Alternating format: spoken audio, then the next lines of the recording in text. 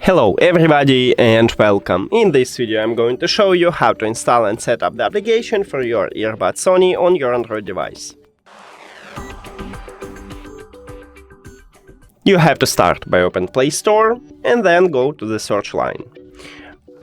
Click on it and write Sony. Now search and you should install this application. Check. Then select your region here and then click Start. Agree, agree, OK, allow. Next. And we did it! Thank you for watching this video. If you found it helpful, please consider subscribing to the channel and leave the like on the video. See you later!